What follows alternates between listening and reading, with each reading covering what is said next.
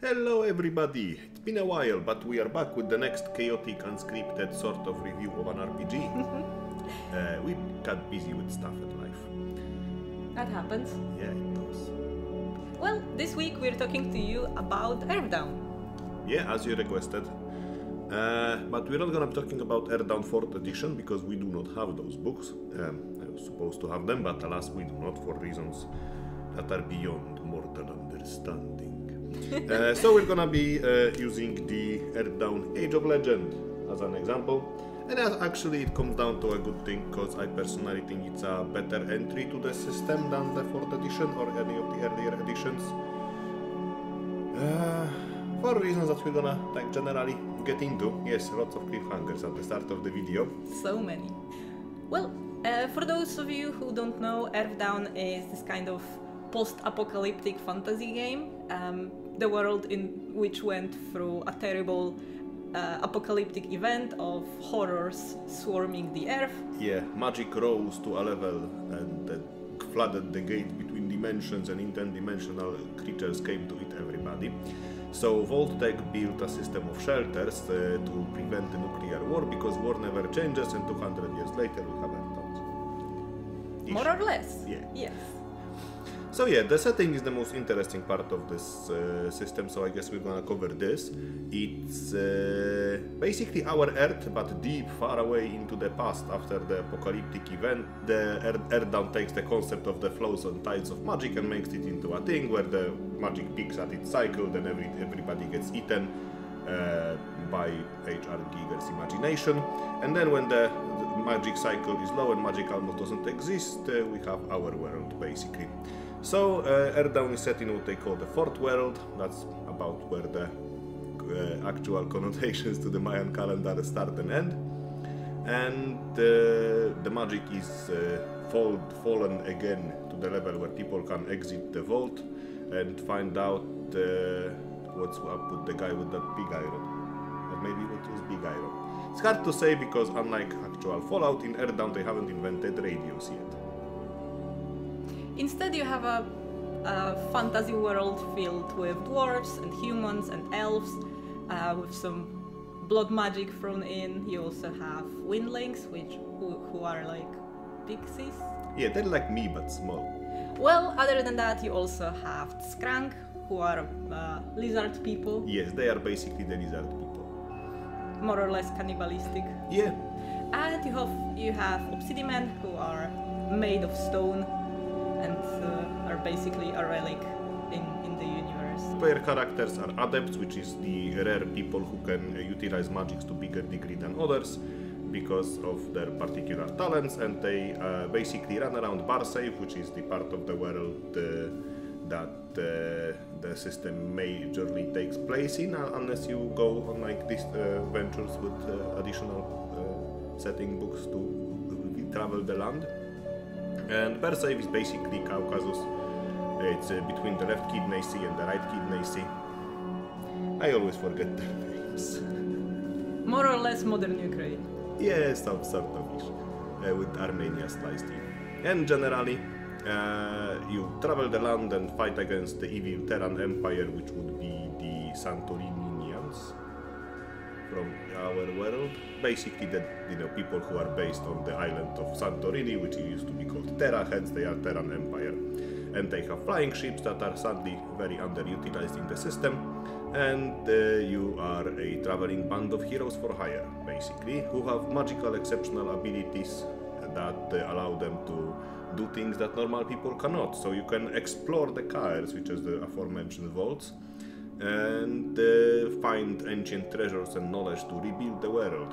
I personally think that the setting slightly underutilizes the post-apocalyptic vibes, because it kind of happens sort of long time after the apocalypse ended, and I personally would think it would be cool to start the game right after, when everything is still, an Amma Wonder and all that. Well, the good part about Earthdawn is that it's a fully fleshed out world with multiple editions and very many setting books. You also have a lot of campaigns to take into account if you don't want to write your own world, and you have a deep and fleshed out meta plot So there are mysteries inbuilt into the universe, and you can explore them as players. Not my personal experience when it comes to playing Earthdawn, but it's there, and it definitely can be utilized. The second RPG I ever played in like 1998 or something like that, and it is still one of my favorite systems. I know the setting and the meta plot of it like the back of my hand. One thing that's much harder to keep in mind is are the Obsidian. I'm gonna go. Is the actual system that the game is played on, which is one of the reasons Age of Legend exists, because this is a rules-light version of the game in which you get to play in the same world with all its benefits and drawbacks of being a fully fleshed out world that basically drops a lot of lore on you, but with much simpler mechanics that don't require you to check the rulebook every single time you make a roll. Because that's the biggest flaw of the base mechanics of Earthdawn. It's only flaw for some people, but generally I'm thinking from like the objectivist standpoint, it's not a flaw for me, but for many people, including Anna, it is that the game system requires a lot of bookkeeping. It has a complex step system in which when you level up your attributes and skills and so on, you are moving on the step ladder that basically lets you use different combinations of dice as you go. I guess that's the easiest way I could describe it. And quite frankly, you gotta remember that stuff. Or you just have to have this table right in front of you and consult every single roll with it. And unless you are using some sort of virtual tabletops or just have a lot of practice doing it, it is gonna be clunky. And it is going to be difficult to get by. It has a really high threshold of entry, and the system unfortunately doesn't offer you the bank for the difficulty of entry. It basically plays out when it comes to possibilities. You have the standard, three pillars of gameplay as in any other RPGs that it doesn't really excel in any of the things that it could have done uniquely if it fully utilized and leaned onto its mechanics. So basically it means that when you start playing the games in earlier editions, especially in earlier editions, you are going to have to learn a lot. You are going to have to learn a lot to even play. And why I think it's a flaw? Well, because when you pick up a new RPG game, remember that there is like hundreds of different RPG systems that are available, that are often very similar. Then you don't yet know if you want to commit those 10 hours to like learn the mechanics by heart. Well, I'm exaggerating, it's probably like 4 hours, but still. That's a lot of time. Yeah, that is a lot of time to invest in the book, because first of all you have to buy the book. I'm just kidding, of course you have to buy the book or have somebody in your party who already knows it, probably the game master, because usually the GMs are the people who already own the product and are trying to convince the players to play it. And it's a really tough sell to go to the people and go like, yeah, let's switch from this game in which we roll a d20 and add my shoe size to the game where we have to have like this big of a table in front of us at all times to even to know what dice to roll, basically. And what dice you're rolling depends on your skills and circumstances, so basically you're going to be rolling different sets of dice almost every time you have to roll dice. Yeah, we could probably put the step table here somewhere on the screen. How about there? Yeah. No, we can't cover that. Yeah, generally, basically what it means, for example, you're rolling your normal, your talent plus your attribute gives you a step 4, which means you roll whatever, 2d10, I don't remember the table, but let's say you roll 2d10 for example's purpose, and then you have the circumstantial modifier that gives you an advantage that raises your step to roll 3d10, or a different disadvantage that lowers it down to 3d8, and then you have to add your shoe size number, which is why, because of this high threshold of entry, I personally think that the Age of Legend is the better book to start the game with, because it's a narrative take on the system, which only makes you use d6s, and you have about 50% chance of success with options for standard success, better, or success without price, and different types of failures, also with bonuses and penalties or just standard failure, and that's basically how you resolve all the roles in the game. And instead of starting the book with 400 pages of rules with the setting spliced in about like 50% role, you have like neatly laid out nice book that's formed in really easy to make paragraphs, and my daughter made me a bookmark. A long time ago I still have it. She makes much better bookmarks now, but I still have this one. And you can very easily make it work. It utilizes my all-time favorite tag system. It still connects it to the idea of the steps and the circles that basically you are using as the narrative progression in this game, that you are becoming a higher circle adept as you are running the game. Really approachable layout that is mostly about the narrative, mostly shows you how to start the character, tells you about the world and the setting without needless detail. So it's a really good opening to run a couple of adventures to see if you like the setting. And then, since it's a very narrative game, it is much faster to learn and easier to play. Of course, narrativeness of it has its flaws, but there is a couple of things that it does even better than the 4th edition version, if you ask me. Like, for example, I don't know if I already mentioned the underutilization of flying ships in the world. Well, this book actually has really neat and really usable and very, to be honest, creative rules of how to handle traveling and fighting with ships of different sizes, and it really leans into the Sky Sailor themes, which I personally love. It's amazing. And I would use those rules for ships, combat and things, even when running the game on a 4th edition, because it's just so much more approachable and frankly more fleshed out than the original. The only problem with Age of Legends is that it's mostly geared towards one-shots and short campaigns. Because of the narrativeness and the lack of deep mechanics, you're not going to be able to run a long campaign with fleshed out character progression on it. But let's be honest, most people don't play long campaigns. Yeah, and if you wanted to, you technically could, but I would say that if you want to run long and complex and in-depth campaign in this game, then do switch to 4th edition at least partially. Those rules don't really mix very well, but they are mixable. I have done it successfully. And the game does have content. It has plenty of spells and skills and equipment to choose from, for example, like here. They are all very easily grabbable and usable. There is in-depth progression and talents that you learn as you play.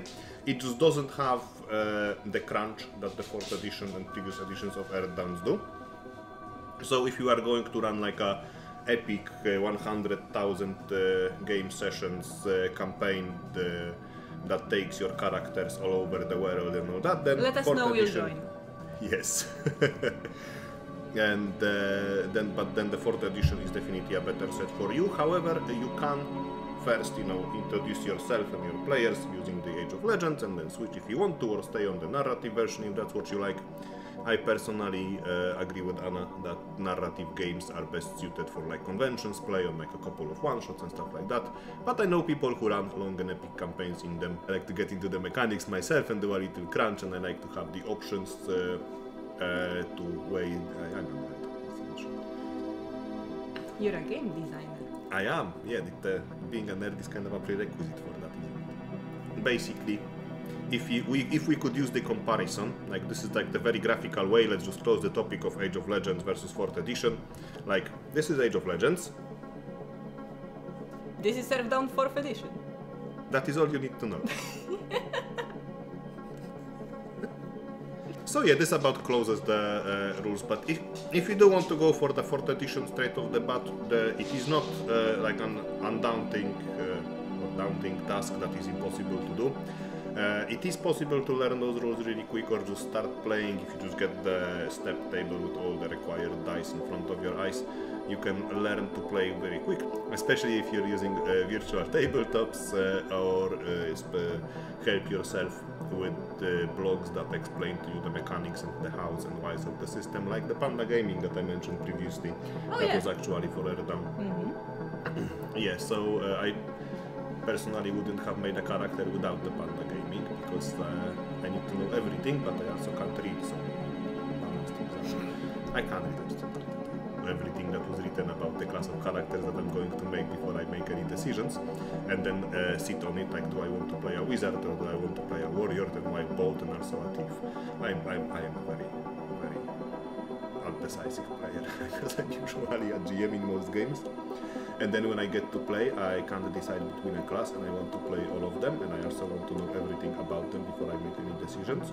So using those blogs with condensed information from all source books in one place is very useful for me. It definitely has a great setting. It has plenty of disciplines and gears and spells that you can use, and a lot of plot that you can dig through and flesh it out. And with the Age of Legends, like, character sheet is like really easy to make with all the examples, so it is definitely worth exploring. The Age of Legends provides you just bare basics of information about the system, and you can explore all the invasions of bar saves and the thrones and all the other grand bazaars that are eventually coming out, I hope. I guess that does tell you like, I don't want to spoil you too much, because the system is really deep and it has plenty of amazing bits and tidbits of lore and stories that you can uncover as you travel the blasted landscapes of the Caucasus Mountains and the southern jungles that are there instead of Balkans and the wasteland that is Poland. Yeah, Poland didn't change at all in this system, it's just... Well, in short, it's a really cool world that will bring a lot of fresh air to your general fantasy games. Yeah, it does follow the general fantasy tropes more or less, but it does do interesting twists on them. It does change them in a way that is unique and different, and makes all those Tolkien-esque tropes like elves and dwarves and stuff like that feel unique. And also it goes into surprisingly dark places every now and again. Especially in novels that are written for this game. Yeah, I gotta show you guys. So, like, especially if you're a multilingual person, because unfortunately, I wholeheartedly recommend those books, but they are partially only available in German and partially only available in English, and in two different editions, as you can see. But they are great, and the author is a really nice person who made this for me. And I'm trying to show you. Oh, look at this beautiful shadow box she made for me. It's amazing. It's very beautiful. And I just wanted to show you guys. So yeah, the Earthdawn novels, especially, you know, the Scars series and the stuff made by Caroline Spector are my favorite. There are many others, of course. I was just about to tell you that the reason Jakub is so excited about Earthdawn is because it has a connection to his favorite system in the world, which is Shadowrun. No. As you may or may not have noticed from the hoodie that he's wearing completely I just got it from Pornhub. Okay, so yes, about the setting, the Earthdawn and Shadowrun settings used to be connected together. It used to be that the Shadowrun is the 6th world and the Earthdawn is the 3rd world, and our current world is in the middle. Though actually we would technically be already in the 6th world for a long while. And since I'm personally a sucker for rabbit holes like that, I spent most of my teenage years playing Earthdawn and Shadowrun and digging out every piece of setting information between the two. And I did, so if you ever need to know anything about them, hit me up and I will maybe respond if I see them. There is a lot of conspiracy theories between the two, plot lines, immortal elves living in both universes, and my favorite Big Daddy Dragon and all of those things. It's amazing, and I'm personally very bummed that the Penumbral Master is not the Nairastas. But alas, at some point the corporation that made both those settings and the lines of games kinda had financial troubles, and then a lot of multiple things happened. And long story short, I ate your hamster this morning, and now those are two completely separate systems that no longer have any connections between them. But are not even allowed to mention one another. Yes, so like if I recall correctly now, the new Shadowrun publications made post the split are allowed to mention parts of Earthdawn that were mentioned in Shadowrun publications before the split, but no others. So those all plot lines are kind of hanging in the balance, and characters exist but can't refer to their past or continue their plot lines. And Earthdawn is in the exact opposite situation when they can't use those things that were mentioned in the Shadowrun novels and publications before the split, but don't quote me on that, I don't work for any of those two corporations. But it is a dumpster fire. So generally now the 4th edition of Earthdawn is doing the storyline that kind of pretends that those connections don't exist, and it is now connected to the other 6th world system that they are trying to make, which is a date, but I'm not exactly sure which ones. I think the systems used to be connected, and there is an unofficial 8th world event which I have. So while Anna is looking, I'm gonna tell you that those are now separate publications, but if you go for like earlier editions like Shadowrun up until I think late 3rd edition and Earthdawn 2nd? Equinox. Yeah, Equinox, that's the one. So yeah, then you could still play out an interconnected campaign that spans between worlds, but post that then the storylines kinda diverge, and it's a little bit of a personally, I think, mess. And also there is the Equinox, the unofficial science fiction part of this same setting going on, made by a completely different company. Actually, no, it's both published by Vagrant Workshop. Oh, so it's the same people actually. It's Yay. the same people. And the book is the same size. Yes. The most important thing you have to know about the Earthdawns and the Equinox and the Shadowrun is to like and subscribe to our channel and press that bell button, and I'm contractually obligated to say ding ding afterwards, but that's just because of my watching practices on YouTube. And yeah, Patreon and stuff. Let us know in the comments what's the next RPG you would like us to describe in a very chaotic way. We have a bunch of them, and yes, we are always looking for an excuse to buy some more. I just received a copy of Rivers of London, which is based on one of my favorite urban fantasy books. So the only thing I get in the mail is electricity bills. I like to get deep into the mechanics myself. I don't know why I made this gesture. I like to get into the mechanics. Oink oink. Yeah. Also, let us know in the comment what is the next But only one comment. Yes, guys, keep editing that one comment between each other. Yes. I don't know. I've never been. A nerd or a game designer? Neither or both. No, don't do that. Don't do that. I'll do that later.